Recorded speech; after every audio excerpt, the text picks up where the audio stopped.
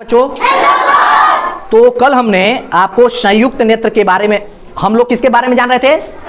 नेत्र के बारे में। किसके बारे में जान रहे थे? नेत्र।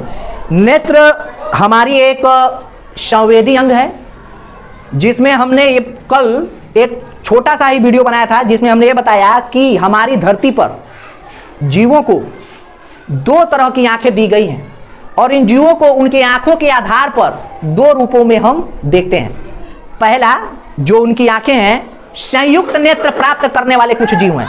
संयुक्त नेत्र का मतलब एक ही आंख में बहुत सारी छोटी छोटी आंखें थी और यह छोटे छोटे जीवों को मिली हैं। कैसे जीवों को मिली हैं? जैसे कीट, जैसे मच्छर, ठीक है। ऐसे जीवों को क्या मिला है? संयुक्त आंख। मतलब बेटा एक ही अखिया में जब बड़े ही ध्यान से या लेंस से लगा के देखोगे तो एक ही आंख में दिखेगा उसका ऐसी संरचना। बहुत सारा आंख होगा। जैसे टिड्डा को उठा के देखना तुम लोग, ठीक है, टिड्डा का आंख देखना तुम लोग, उसमें बहुत सारा आंख होगा, ठीक है। अब उसके बाद हमने बोला था सरल आंख। क्या बोला था? सरल आंख। वास्तव में सरल आंख बड़े जीवों को दिया गया है, या स्थली, क्या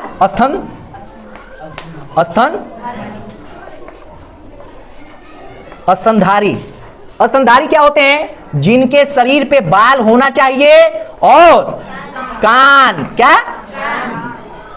ये था? बाल होना चाहिए और कान होना चाहिए।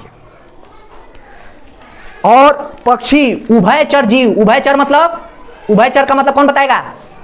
जो न धरती पर पानी में भी रहते हैं, उभयचर जीव कहलाते हैं। सरीसृप मतलब क्या होता है? रेंगने वाले। सरीसृप मतलब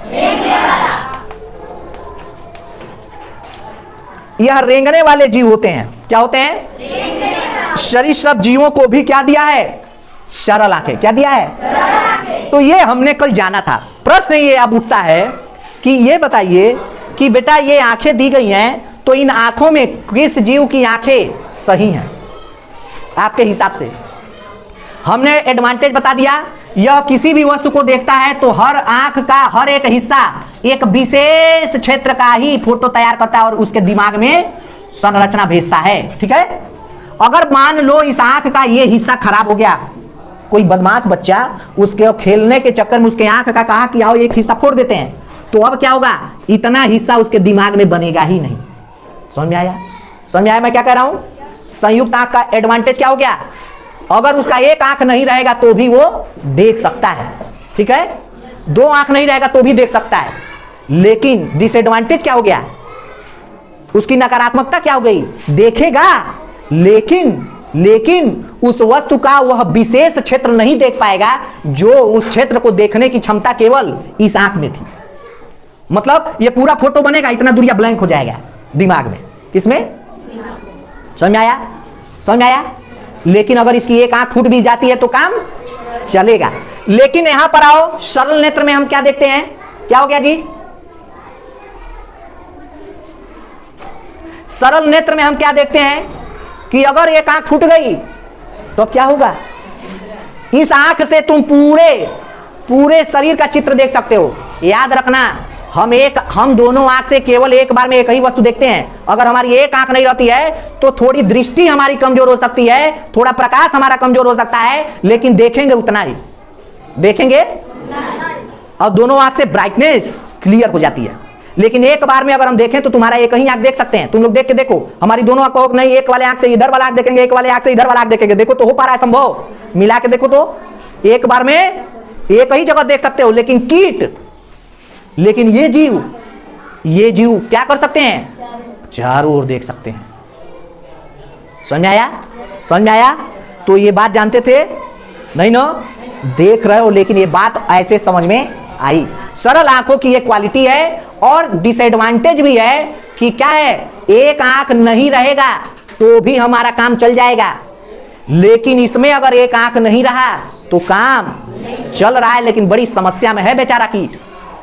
कभी भी देखना, रात्रिचर जीव जो भी कीड़े मकोड़े हैं वह प्रकाश में ध्वनि छोड़ते हैं, वो तरंगे छोड़ते हैं, वह देख नहीं पाते हैं। तुमको ये लगता है तुम लाइट जला दिए, अब वो रात्रिचर कीट क्या कर रहा है? वहां पे आके पूरा जमावड़ा कर लिए हैं सब, यानी जैसे ही लाइट जलता है वो आ जाते हैं, सब इकट्ठा हो जाते हैं। ऐसी बात नहीं है, वो घूम रहे हैं वह घूम रहे हैं, अपनी दिशा देख रहे हैं, लेकिन जैसे ही लाइट जल जाता है तो वह रास्ता भटक जाते हैं, अब उसी में घुमरिया जाते हैं बेचारे। अब वही जब मंडराने लगते हैं सब, अब सोच ही नहीं पाते हम किधर जाएं, क्योंकि उनकी आंखें देख, ठीक है, वो अंधेरे में देख लेते हैं, उजाले में देख, इसीलिए लाइट जलते ही वहां वो क्या करते, वो घूम रहे थे ऐसे ही, अब वही उजाला जैसे पड़ गया तो वहीं आके बेचारे फंस जाते हैं। ठीक है, समझ आया? संयुक्त नेत्र और संयुक्त नेत्र में क्या अंतर है? लेकिन इसमें कोई वो नहीं है, जो भी प्रकृति ने जिसे दिया है वह उसके जीवन यापन के लिए दिया है। वह जानता है कि यह जीव अपने आंख की सुरक्षा कर सकता है, इसको कम दृष्टि, इसको बहुत घात नहीं लगाना है, इसको कम दृष्टि में भी काम चल जाएगा, यह अपना काम चला लेगा, इसकी सुरक्षा जरूरी है। क्या कभी देखे हो क्या कि टिड्डे के आंख पे पलक होता है? तुम्हारे आंखों की सुरक्षा के लिए पलकें दी गई हैं, ठीक है, तो वो अपनी सुरक्षा नहीं कर सकते उतना, कोई बदमाशी कर जाएगा, इसीलिए उनको क्या कर दिया गया है? संयुक्त नेत्र दे दिया गया। एक ही ना फोड़ोगे, दूसरा से काम चलाएगा बेचारा। ठीक, ऐसा न करना। जब साइंस पढ़ लोगे बेटा ना तो जीवों से तुम्हें प्रेम हो जाएगा, जीवों के प्रति दया हो जाएगी। जैसे कहा जाता है हमारे संविधान का हिस्सा है कि जीव मात्र के प्रति दया भाव रखें। कब दया भाव रखेंगे बच्चे? ऐसे थोड़ी, जब तक उन्हें यह जानकारी नहीं होगी कि हर एक जीव, हर एक पत्ता हमारे लिए कितना लाभकारी है, तब तक हम बच्चों को जागरूक नहीं कर सकते। अब धीरे धीरे तुम जानोगे कि तुम्हारे लिए पर्यावरण कितना महत्वपूर्ण है। ठीक है, समझ आया? अब अगली बात, अब हम लोग आते हैं सरल आंख में। हमें जो मुख्य जानना है, जो परीक्षा की दृष्टि से बहुत महत्वपूर्ण है, वह है मानव नेत्र। क्या इंपॉर्टेंट है बेटा? मानव नेत्र वास्तव में एक सरल आंख है और मानव नेत्र के हर एक भाग को हमें पढ़ना है और इससे जुड़े प्रश्न आते हैं, बहुत नॉर्मल से प्रश्न पूछे जाएंगे, उसको हम डिकोड कर देंगे। देखिए इधर हमारे आंखों की ये क्या है? संरचना है। क्या है बेटा? हमारे आंखों की ये संरचना है, ऐसे हमारी आंखें हैं, है ना? ये याद रखिएगा, आपको आंख ऐसे दिखती है, दिखती है? मेरी आंख दिख रही है, ये सेम ऐसे है, लेकिन अगर आंख को मैं बाहर निकालूं और आंख को बाहर निकाल के ऐसे वर्टिकली काट दूं, ठीक है, ये आंख निकली और आंख को मैं ऐसे काट दूं, ठीक है ना, तो आंख हमारी ऐसे निकलेगी। ठीक है, याद रखना, जो भी आंख का हिस्सा तुम अभी मेरे देख रहे हो या अपनी देख रहे हो, और एक बात याद रखना, आंख ही एकमात्र ऐसा हिस्सा है जो जन्म से लेकर मृत्यु तक ऐसे ही रहती है। हमारे शरीर की एक ऐसी, एकमात्र ऐसा ऑर्गन जो कभी भी घटता या बढ़ता, कभी बढ़ जाएगा क्या? हमारे आंखों का ये वाला हिस्सा, बताएंगे हम, उसकी एक बीमारी थी। ठीक है, वो एक बीमारी कही जाती है, जानेंगे आगे। लेकिन जान लेना, आंख जन्म के साथ ही और मृत्यु के बाद तक सेम वैसे ही रहती है, घटती बढ़ती नहीं है। समझ आया? आंख के साइज के अनुसार कहा जाता है कि बच्चा बुद्धिमान होगा या कैसा होगा। अगर माना जाता है कि जिसकी आंखें बड़ी हैं, अभी माना जाता है, साइंटिफिकली प्रूव्ड, तो जिसकी आंखें बड़ी होती हैं वह बुद्धिमान होता है, चतुर होता है। ठीक है, समझ आया? समझ आया ना? जिसकी आंखें बड़ी होती है, और नॉर्मल ये देखा भी गया है। ठीक है, जैसे वो निरुपमा का छोटा भाई जो है वो ज्यादा बुद्धिमान होगा, अभी तो छोटा है ना, वो ज्यादा, उसकी आंखें क्या है? बड़ी। आइए हम समझ गए। अब मैंने अपनी आंख को निकाला है और आंख को ऐसे खड़ा करके क्या कर दिया है? काट दिया है, और जब काटा है तो ये संरचना दिख रही है। अब इस संरचना को बड़े ध्यान से समझिएगा, क्योंकि अगर आंखों की संरचना समझ में आ गई तो आपके क्वेश्चन सॉल्व हो जाते हैं। हमारी आंख की जो संरचना मुझे आपको दिखी बाहर, वो हूबहू ऐसे है।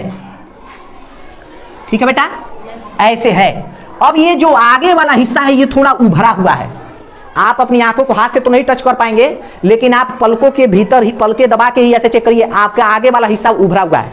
उसी उभरे वाले हिस्से को कहा जाता है, उस पर एक चमकदार परत है। ठीक है, चमकदार परत को कहा जाता है मेरे बच्चे कार्निया। क्या कहा जाता है? याद रखना, प्रश्न आएगा। कार्निया को ही ट्रांसप्लांट किया जाता है। ऑपरेशन में आंख नहीं निकाला जाता है, कार्निया को ही ट्रांसफर किया जाता है। लेंस देखिए वो लगाया जाता है, वह कार्निया पर ऐसा होगा कि वो लेकर जाओ ना, वो कार्निया पे एकदम चिपक जाएगा। ठीक है, तो समझ आया कार्निया क्या है? अब आइए, जो आप देख रहे हैं, जैसे इसको जिसने मैंने डैश डैश किया है, ठीक है ना, ब्लैक वाले पोर्शन के चारों तरफ देखो एक चमकदार परत होगी, अपने अगल बगल में देखो, जिससे एक प्रकाश चमक रहा है। वह क्या है? कार्निया। क्या है बेटा? और ये पूरा सफेद हिस्सा है ना?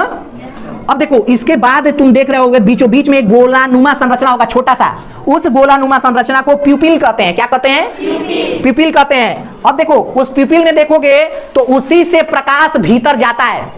हम समझा रहे हैं, थोड़ा बड़े ध्यान से समझना। आंख एक ऐसी संरचना है जिसका इलाज असंभव ही समझ लो। अगर आंख से साथ खिलवाड़ करोगे, इस दुनिया में अगर कोई सबसे महत्वपूर्ण है तो तुम्हारी आंखें हैं बेटा। इसीलिए आंख से संबंधित ये टॉपिक बहुत ध्यान से पढ़ो।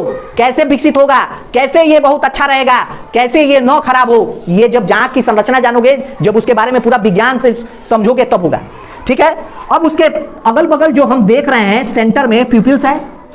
प्यूपिल से ही प्रकाश अंदर जाएगा। कोई वस्तु, मैंने बता दिया कि प्रकाश ही हमारी आंखें देख सकती हैं और कुछ नहीं। तो उस वस्तु पर प्रकाश टकराया, जैसे मुझे तुम क्यों देख पा रहे हो, मेरे उस ऊपर क्या है? प्रकाश टकरा रहा है और मेरा प्रकाश तुम्हारी आंखों में जा रहा है। तो ये प्रकाश आंखों में जाएगा, इसी रास्ते से जाएगा। ठीक है। उसके बाद देखो उसके बाहर एक संरचना है ब्लैक कलर की, किसी का भूरा होता है, किसी की कोई होता है। तो ये जो ब्लैक संरचना है उसी को कहा जाता है, ये पूरे जो ब्लैक संरचना है उसको क्या कहा जाता है? पूरे संरचना को हम कार्निया कह रहे हैं। ठीक है। अब उसके कार्निया के भीतर देखो, अंदर देखो एक हेयर नुमा संरचना है। क्या है? हेयर नुमा संरचना है। उस हेयर नुमा संरचना को, ये जो ब्लैक कलर का है ना, इसको बोला जाता है आइरिश। क्या बोला जाता है बेटा? आइरिश। ये डिफरेंट कलर का होता है, वो जेनेटिक्स पर डिपेंड करता है। ठीक है। किसी का भूरा होता है आइरिश, किसी का ब्लैक होता है, और जनरली ब्लैक होता है। ठीक है। ठीक है बेटा। अब दूसरी संरचना समझिए। अब समझ में आ गया प्रकाश किससे अंदर जाएगा? प्यूपिल्स के रास्ते से। जो हेयर नुमा संरचना है उसको क्या बोलते हैं? आइरिस। जो ट्रांसप्लांट किया जाता है, जिसको अलग किया जा सकता है, जिसको लगाया जाता है, उसको क्या कहते हैं? कार्निया। जो ऊपर चमकदार परत है। अब उसके बाद आओ ये है आइरिस। ठीक है ना? ये हेयर नुमा संरचना, इसको मैंने ऐसे काटा है। अब ये जो भीतर है एक लेंस है। प्रश्न पूछा जाता है मानव नेत्र में जो लेंस है वह कैसा है? तो उभय उत्तल लेंस। कैसा है बेटा? लेंस, उभय उत्तल लेंस। याद रखिएगा। कार्निया आपने समझ लिया। कार्निया को क्या किया जाता है? ट्रांसप्लांट किया जाता है। समझ में आया? यह पूर्ण पारदर्शी संरचना होता है। इसीलिए देखो तुम क्या देख पा रहे हो? तुम आइरिस को देख पा रहे हो। अगर ये कार्निया पारदर्शी नहीं होती तो आइरिस दिखता नहीं ना, दिखता। वो चमकदार प्लेट दिख रही है। तो यही आइरिस को हम कैसे देख पा रहे हैं? कार्निया पारदर्शी है। इसे नम बनाए रखना बहुत जरूरी है। इसीलिए क्या किया जाता है? हमारी आंखों में अश्रुन होते हैं, हमारी आंखें नम होनी चाहिए, इसीलिए इस पर ज्यादा घर्षण नहीं होना चाहिए, नहीं तो ये आइरिस खराब हो सकते हैं, ये कार्निया खराब हो सकते हैं। ठीक है। तो यहीं पर ये संरचना बनी होती है जहां से हमारी आंखों में क्या होते हैं? आंसू आते हैं, नमक आता है। और आंखें खराब ना हो, इसी आंसू के रास्ते से क्या आता है? लाइसोजाइम। ठीक है। बैक्टीरियल इंफेक्शन ना हो, इसीलिए हमारी आंखों में आंसू के साथ क्या निकलता है? ठीक है। अब देखो कार्निया समझ में आ गया। कार्निया एकमात्र संरचना जो सरलता से दान किया जा सकता है, क्योंकि इसमें किसी प्रकार का रक्त संचरण नहीं होता, इसमें कोई भी रक्त संचार नहीं हो रहा है, इसीलिए इसको आसानी से निकाल भी सकते हैं और आसानी से लगा भी सकते हैं। देखो किडनी का ट्रांसप्लांट करना बहुत कठिन है, क्योंकि किडनी का ऑपरेशन, किडनी को नया किडनी लगाने में कई सारी नसों को जोड़ना पड़ता है, इसीलिए किडनी बहुत ही महंगा होता है। ठीक है। लेकिन आंखों का ये जो कार्निया वाला है बहुत ही इजी है, क्योंकि आंखों की कार्निया में कोई भी रक्त वाहिनियां नहीं है। ठीक है ना? कोई यहां पर आंखों में, यहां पर कार्निया में नसें नहीं है, खून नहीं फ्लो हो रहा है कि डॉक्टर को जोड़ने में दिक्कत होगा। ठीक है। ये याद रखिएगा। कार्निया दान से पृथ्वी पर अगर लोग अपना कार्निया दान कर दे मरने से पहले, तो पृथ्वी पर जितने भी लोग अंधे हैं उसमें से 60% अंधापन केवल 3 दिन में खत्म हो जाएगा। ठीक है। इतनी बड़ी बात है, ये पूछा नहीं जाएगा, लेकिन ये जान लीजिए हम लोग कार्निया को डोनेट नहीं करते हैं। ये समझ में आ गया। पहली संरचना क्या थी? कार्निया। तो आपसे पूछा जाएगा कौन सी ऐसी संरचना है आंखों की जो ऑपरेशन के द्वारा निकाली जाती है या लगाई जाती है? आइरिस। आइरिस बता दिया। हेयर नुमा संरचना को क्या कहा जाता है? आइरिस कहा जाता है। और यह पूर्णतः अनुवांशिक लक्षण पर डिपेंड होता है, माता पिता से यह मिलता है। जैसे तुम्हारे क्लास में एक भूरा लड़का बैठा है, भूरा आंख वाला। देखो हमारे देश में कहा जाता है कि भूरी आंख पे भरोसा मत करना, लेकिन अगर फॉरेन कंट्री में चले जाओ तो डिमांड बढ़ जाती है, क्योंकि लाखों में एक, करोड़ों में एक होता है। ठीक है। हमारे देश में क्या कर दिया गया? इनको बहुत ही मतलब अलग दृष्टि से दिखा दिया गया कि लोग इसके पीछे मारपीट न कर लें। ठीक है।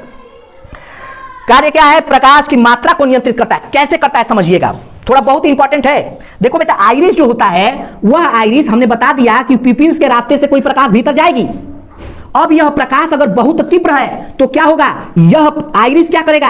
अंदर की तरफ सिकुड़ने लगेगा। कहां सिकुड़ने लगेगा? अंदर की तरफ खिसकने लगेगा और यह प्यूपिल्स का आकार छोटा कर लेगा। क्या कर लेगा? अब यह क्या हुआ? आइरिस खिसक के यहां तक चला गया। तो यही कारण है। और मान लो कोई प्रकाश ज्यादा नहीं है, कोई प्रकाश बहुत ज्यादा नहीं है, तो क्या होता है? यही आइरिस क्या होता है? यह बाहर की तरफ फैल जाता है। अब क्या होगा? प्यूपिल्स का आकार बड़ा हो जाएगा। क्या हो जाएगा? तुम्हारी आंखों में कभी देखना, तुम लाइट, किसी की आंख में लाइट मार के देखना, टॉर्च उसके आंख में जलाना, देखना उसके आंखों का जो प्यूपिल्स है उसका आकार छोटा हो जाएगा। और वही अंधेरे में जब जाओगे, जब कम प्रकाश में जाओगे, तो वही क्या कहता है? अधिक से अधिक आंखों में प्रकाश भेजो। दृष्टि बन नहीं रही है, दिमाग में सूचना चित्र नहीं जा रहा है, तो वह क्या कर लेता है? आइरिस को क्या कर लेता है? बढ़ा देता है, ताकि अधिक से अधिक प्रकाश अंदर आए। और अधिक से अधिक प्रकाश अगर है तो आंखें खराब ना हो जाए, डैमेज ना हो जाए, इसलिए क्या करता है? अपने प्यूपिल्स का आकार क्या कर लेता है? छोटा कर लेता है। और ये प्यूपिल्स का आकार छोटा कैसे होगा? इसका सपोर्ट कौन करता है? आइरिस। आइरिस सिकुड़ जाता है, ठीक है, आइरिस छोटा हो जाता है और कम प्रकाश अब अंदर जाएगी प्यूपिल्स के रास्ते से। यही कारण है कि जब अधिक प्रकाश तुम्हारी आंखों पर होता है तो यही आइरिस अंदर की तरफ सिकुड़ता है। और जब अंदर की तरफ सिकुड़ता है तो वहीं पाओगे ये तो सब सफेद नुमा संरचना है, ये सब सफेद नुमा संरचना है, बहुत इंपॉर्टेंट बता रहे हैं। और तुम जब बार बार मोबाइल देखते हो, बार बार प्रकाश में अधिक रहते हो, तो यही आइरिस सिकुड़ के अंदर चला आया है।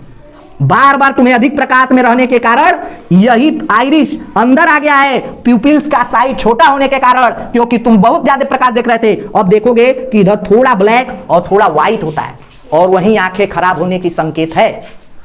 तुम ज्यादा मोबाइल देख रहे हो, तुम देखना तुम्हारे आंखों के ये ब्लैक वाला जो पोर्शन है और व्हाइट वाला पोर्शन है, अगर उसके बीच में किसी बच्चे का देखना जो जन्म लिया है, अभी 2 साल का बच्चा है, एकदम ब्लैक वाला ब्लैक रहेगा। तुम अपना जो ज्यादा मोबाइल चलाता है देखना, जो ज्यादा बुजुर्ग है उसका देखना, ब्लैक और व्हाइट के बीच में एक लेयर बन जाता है। इकोटोन उसको बोल सकते हैं। क्या बोल सकते हैं? जैसे बोला था ना इकोटिन, ऐसा संक्रमण क्षेत्र बन जाता है कि न ही वह पूर्ण काला है और न ही पूर्ण सफेद है, वह आधा सफेद है और आधा, ये चारों तरफ ये संरचना बन जाती है, और वही आंख खराब होने का रीजन है। इसीलिए अत्यधिक प्रकाश में नहीं रहना है और अत्यधिक मोबाइल नहीं चलाना है। मोबाइल से हमेशा ब्लू रेज निकलता है। अगर मोबाइल से पढ़ रहे हो, आधा घंटा भी पढ़ रहे हो, तो आई कंफर्ट जोन उसका जो है, आई कंफर्ट वाला जो एक पोर्शन होता है उसको चला लो। उसको जलाओगे तो तुम देखोगे आज एलईडी आ गया है, एलईडी के कारण बहुत ज्यादा आंखें खराब हो रही हैं। पहले के जमाने में जो लाइटें हुआ करती थी हेलोजन वाली, वैसा प्रकाश हो जाएगा तुम्हारे मोबाइल का, वो आंखों को डैमेज नहीं करेगा, लेकिन लंबा समय तक चलाओगे तो कोई भी प्रकाश तुम्हारी आंखों को डैमेज करेगा। आइरिस समझ में आ गया? आइरिस समझ में आ गया बेटा? आइरिस संरचना क्या है? जेनेटिक्स है, यह अनुवांशिकी है, माता पिता से मिलता है, और कोई जिन जिम्मेदार होगा जब पढ़ाएंगे तो। तुम ऐसे क्यों हो? क्योंकि तुम्हें माता पिता ने 23 जिन दिया, और इस 23 गुणसूत्रों में जिन जो आए वह कौन से आए, न माता को पता, न पिता को पता, न तुम्हें पता। लेकिन अब तुम्हारा कैरेक्टर जो सामने आ रहा है, तुम बहुत ओवर स्मार्ट हो, तो यानी कि माता और पिता से बुद्धिमान वाला जिन आ गया है, तो तुम महाबुद्धिमान हो गए हो। महामानव ना हो जाओ, इसीलिए माता ने 46 गुणसूत्र नहीं दिए, केवल 23 दिया, पापा ने केवल 23 दिया। तो ये जो आइरिस संरचना है वह माता जेनेटिकली माना जाता है, ठीक है। अगला, प्रकाश की मात्रा को नियंत्रित करता है, और इसका सपोर्ट कौन करता है? आइरिस। प्यूपिल्स के मार्ग में ज्यादा प्रकाश न जाए या बहुत कम भी न जाए, ताकि आदमी को बहुत ज्यादा जोर लगाना पड़े, माइग्रेशन की शिकायत हो जाए। बहुत जोर जबरदस्ती करके जब देखोगे तो सर दुखने लगता है। अगर तुम्हारा सर लगातार दुख रहा है तो इसका मतलब तुम्हारी आंख कमजोर हो चुकी है, प्रकाश कम जा रहा है, तो अपनी आंखों को दिखाना, ठीक है। आ जाओ, सिलियरी मांसपेशी, तो ये लेंस को सपोर्ट करता है। क्या करता है? लेंस की फोकस दूरी को निर्धारित करता है। कोई वस्तु अगर आगे है तो सिलियरी मांसपेशी क्या कर देगा? उस लेंस को थोड़ा आगे जाने देगा, कवर में अपने दायरे में लाने देगा, ताकि उसका प्रतिबिंब कहां बने? रेटिना पर। कहां बने बेटा? रेटिना पर बने। ये आंखों के अंदर एक पर्दे नुमा संरचना है जो रेटिना कही जाती है। इसी पर किसी भी वस्तु का प्रतिबिंब उल्टा बनता है। कैसा बनता है बेटा? ये ऐसे आएगा, ये ऐसे आएगा, और ये ऐसे बनेगा उल्टा। जैसे मान लो यहाँ पे सीधा है दीपू, अब आंखों में रेटिना पर कैसा बना? उल्टा बना। सर यहाँ पे है अब, और यहां सर था वैसे, लेकिन जब रेटिना पर मैंने देखा तो मेरे रेटिना पर दीपू कैसा बना? ऐसा बना, ठीक है। लेकिन फिर इसी दृष्टि तंत्रिका के रास्ते से, ऑप्टिक नर्व के रास्ते से फिर यह तस्वीर जाएगी और मेरे जाते जाते यह तस्वीर गणितीय रूपांतरण करती है। यह तस्वीर उल्टी हो जाएगी, फिर रेटिना पर उल्टी बनी, लेकिन फिर यह दृष्टि तंत्रिका क्या करेगा, इस उल्टा को सीधा कर देगा और मुझे दीपू सीधा दिख रहा है। समझ में आया? आंखों का एक कमाल। रेटिना पर हमेशा कैसे बनेगा? उल्टा। कैसा बनेगा? उल्टा। लेकिन दिमाग में हमेशा कैसा बनेगा? सीधा। चलो, तो सिलियरी मांसपेशी समझ में आया?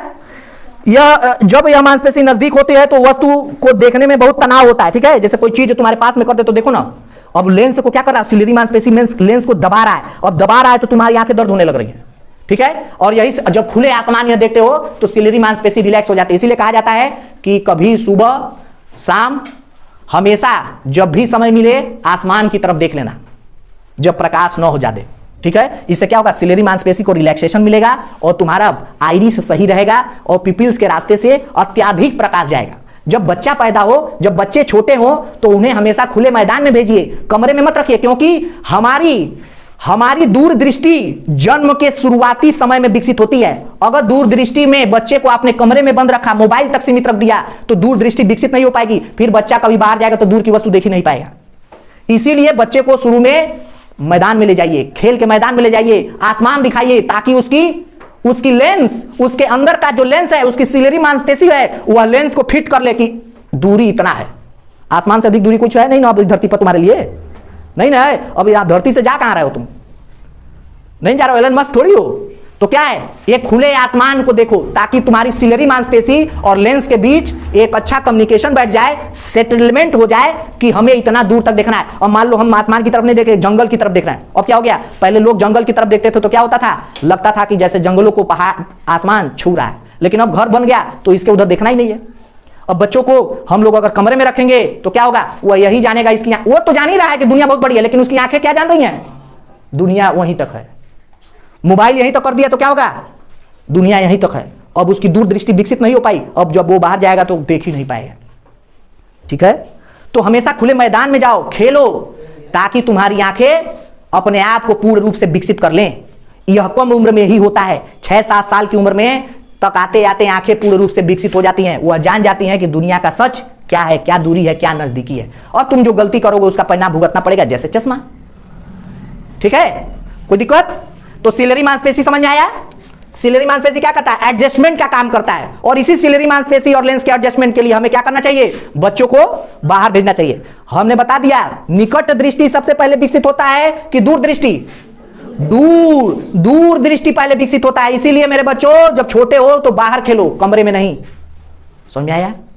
दूर दृष्टि बाद में विकसित, पहले विकसित होगी और पास की दृष्टि बाद में। अब तुम पहले ही आके पास में एकदम देख ले रहे हो तो क्या होगा, उसके लिए तो पास दृष्टि तो वही दूर हो गई ना, उसको आंखों को लग रहा है कि यही सबसे दूर है, तो क्या हो जाएगा, हमेशा के लिए अब यही दूर हो जाएगा। अब उसकी आंखों का जो भी लेंस है वह पर्दे पर इतना का ही फोटो बना पाएगा, वहां तक का देख ही नहीं पाएगा, फिर उसे मोटा मोटा चश्मा लग जाएगा, ठीक है। आइए अब अगला आते हैं लेंस। लेंस को जानने की जरूरत नहीं है, हमारी आंखों में एक लेंस है जो क्या करता है, वस्तु का प्रतिबिंब ऐसे बनाता है, और ये उभय उत्तल है। उभय उत्तल मतलब एक वाला हिस्सा उभरा हुआ है, ठीक है। अगला आते हैं रेटिना। तो रेटिना हमारी आंखों के अंदर का एक हिस्सा है जो पर्दा नुमा संरचना है, और इसी पर हमारी आंखें जो भी देखती हैं उसकी उल्टी प्रतिबिंब बनती है, ठीक है। आते हैं ब्लाइंड स्पॉट। तो ये वाला जो पोर्शन है जो दृष्टि तंत्रिकाओं को लेकर जा रहा है वही क्या कहलाता है, ब्लाइंड स्पॉट कहलाता है। कोई दिक्कत? अब याद रखिएगा, थोड़ा यहां पे देख लीजिए, यह लेंस 6x6 अगर है तो उसे नॉर्मल आंख कहते हैं। क्या बोलते हैं बेटा? लिखिए 6x6 आई को क्या कहा जाता है, नॉर्मल आई, लिख लीजिए। और इसके बाद अन्य भी श्रेणियां हैं, जैसे जैसे आंख तुम्हारी दृष्टि कमजोर होती जाएगी क्या होता जाएगा, 6x8 हो जाएगा, 6x12 हो जाएगा, 6x24 हो जाएगा, 18 हो जाएगा, 18 हो जाएगा, 6x24 हो जाएगा। और जब इसके बाद और भी बढ़ता जाता है, 6x24 हो जाने पर कहा जाता है यह फिजिकली अनफिट हो गया, अब तुम आईपीएस नहीं बन सकते। आईपीएस बनने के लिए तो खैर 6x6 से चाहिए, तुम्हारी आंखें 6x6 सही है, अगर उससे गड़बड़ हुआ, मेरा 6x12, एक आंख तो मेरा और कमजोर है, वो जाता है जानते हो 6x24 पर जाता है, ये वाली, ठीक है। चलो कोई दिक्कत? रेटिना, आंखों पर कोई भी प्रतिबिंब जो भी हम देखते हैं, हमारी आंखों पर कोई भी प्रतिबिंब जो बनता है बेटा, याद रखना, वह साफ कर दें, हमारी आंखों पर कोई भी जो प्रतिबिंब बनेगा तो वो कहां बनेगा? रेटिना पर। हमारी आंखों पर कोई भी वस्तु देख रहे हो तो 1/16वां, 1/1 सेकेंड के 16वें हिस्से तक ही वो मतलब हमारी आंखों में कोई प्रतिबिंब 1/16वें सेकेंड तक ही रह सकता है। मतलब हम कोई वस्तु को देख रहे हैं तो 1/16वें सेकेंड तक ही रहता है, उसके बाद तुरंत दूसरा हो जाता है। ठीक है, 1/16वां हिस्सा मतलब 1 सेकेंड का 16वां हिस्सा, इसके बाद अगला प्रतिबिंब बनता है। ठीक है, समझ में आया? कोई दिक्कत? चलो, मानव में बनने वाला प्रतिबिंब हमेशा कैसा बनता है? आंखों में उल्टा, और मस्तिष्क में जाता है तो सीधा कैसे हो जाता है? दृष्टि तंत्रिका द्वारा। अब रेटिना के लिए जान लो, रेटिना में 2 चीजें होती हैं, ये मत जानिए। ठीक है, बस ये जान लीजिएगा, जो ये आंखें हैं, ठीक है बेटा, उस आंख में एक प्रोटीन मिलता है, रेडोप्सिन। क्या मिलता है बेटा? रेडोप्सिन नामक प्रोटीन मिलता है। रेडोप्सिन, रेडोप्सिन थोड़ा लिख लीजिए।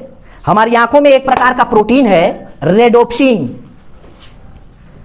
ये क्या है? रेडोप्सिन प्रोटीन है। क्या है ये बेटा? एक प्रकार का प्रोटीन है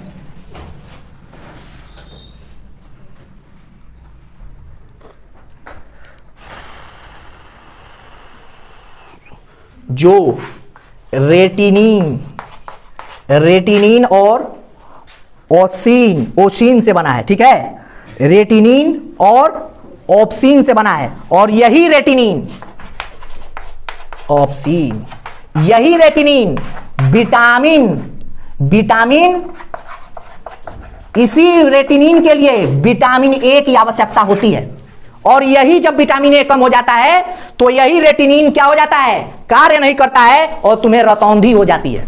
रेडोप्सिन नामक प्रोटीन विकसित नहीं हो जाता है। इसीलिए देखोगे जब तुम उजाले में रहते हो और जैसे ही उजाले में रहते हो तो रेडोप्सिन नामक प्रोटीन बनाने की आवश्यकता उतनी बहुत ज्यादा आवश्यकता नहीं है। तो यही रेटिनिन क्या करता है? तैयार नहीं करता है, विटामिन ए तैयार नहीं करता है, और यह प्रोटीन विकसित नहीं होता है। विटामिन ए ही, हमने बोला था ना, विटामिन क्या करता है? हमारे शरीर के क्षमता को बढ़ाता है ना, हमें लड़ने के लिए तैयार करता है। तो यही विटामिन ए अगर कमी हो जाएगी तो क्या होगा? रेडोप्सिन नामक प्रोटीन विकसित नहीं होगा। तो देखो, जब उजाले में रहोगे तो विटामिन ए की आवश्यकता उतनी नहीं है। तो यही क्या होता है? क्यों नहीं है? क्योंकि हमारी आंखें देख ले रही हैं, बहुत ज्यादा दिक्कत नहीं हो रहा है। लेकिन जैसे ही तुम उजाले से कमरे में आओगे, मान लो ये कमरा बंद कर दिया पूरा चारों तरफ से, जैसे मान लो तुम ऑफिस में जाते हो, कभी मान लो खूब उजाले से गए ऑफिस में अंधेरा है, तुम देख ही नहीं पाते हो, फिर ऐसे ऐसे करने लगते हो। मेरी आंखें देखने पर अंधे हो गए क्या? अंधे नहीं हुए हो, तुम प्रकाश से जब अंधेरे में जा रहे हो तो तुम इमीडिएट गए, और विटामिन ए तुम्हारे शरीर में जब निकलेगा तब वो क्या करेगा? रेडोप्सिन नामक प्रोटीन तैयार करेगा, और जब तैयार करेगा तो तुम्हारी आंखें देखेंगी, और ये तुरंत क्रिया हो जाती है। इसीलिए जब 2-3 बार आंखें मलकाते हो तो फिर तुम्हारी आंखें अस्पष्टता अंधेरे में भी देख लेती हैं। तो अंधेरे में देखने के लिए कौन जिम्मेदार है? अगर यही विकसित है, वही है रतौंधी। यही अंधेरे में जब यह नहीं बनता है तो कोई रतौंधी जिसका विटामिन ए की कमी हो जाती है, तो यही रेडोप्सिन नामक प्रोटीन नहीं बनता आंखों में। वही जब रात में चलता है तो कहा जाता है उसको रतौंधी हो गया था, चल रहा था सड़क पर, पहुंच गया दरेशी में। समझ आया? क्या कारण था? विटामिन ए की कमी थी, रेडोप्सिन नामक प्रोटीन नहीं बना, अब उसकी आंखें देख नहीं पा रही। तो हम रात में फिर भी देख ले रहे हैं थोड़ा बहुत, क्यों? क्योंकि हमारे शरीर में क्या है? विटामिन, और विटामिन ए आप लोग जानते हैं कैसे मिलता है। ठीक है बेटा, तो रेडोप्सिन अधिक बनने से हम क्या कम प्रकाश में भी देख सकते, बनना चाहिए। समझ में आया? यही हम बताना चाहते थे। हाँ लिख लो, हमारी आंखें थोड़ा इंपॉर्टेंट करके, हमारी आंखें सबसे किस रंग के प्रति संवेदनशील है? पीला रंग। कौन सा रंग? पीला रंग। पीला क्यों है? तो ये मध्य का रंग होता है, और कौन सा रंग सबसे प्रिय है? तो पीला ही। ठीक है, इन 7 रंगों प्रकाश में पढ़ेंगे हम लोग। ठीक है, प्रकाश में पढ़ेंगे लोग। अब बताओ, रात्रि चर जीव है जैसे इल्लू हो गए, तो ये रातों में देख लेते हैं, इसका मतलब क्या है? इसके आंखों में रेडोप्सिन नामक प्रोटीन बहुत ज्यादा है, तभी ना, वो अलग नहीं है। ठीक है, चलो, हमारी आंखों को कौन सा रंग रिलैक्स देता है? हरा रंग। इसीलिए कहा जाता है कि कभी भी पढ़ाई करो तो खुले में जाके पढ़ाई करो, अगर पढ़ते पढ़ते थोड़ा आंखें में दर्द हो रहा है तो हरे रंग की तरफ देखो, आंखों को क्या होगा, इसकी सीलियरी मांसपेशी और आइरिस को क्या होगा, रिलैक्सेशन महसूस होगा, तुम्हारी आंखें दर्द नहीं करेंगी। ठीक है, तो इतना हो गया, आंखों के बारे में आपने पढ़ लिया। हमें लगता है इससे ज्यादा आपको अब आंखों से संबंधित बीमारी को हम अगले क्लास में देखेंगे। ठीक है ना बेटा, और इतना पर्याप्त है।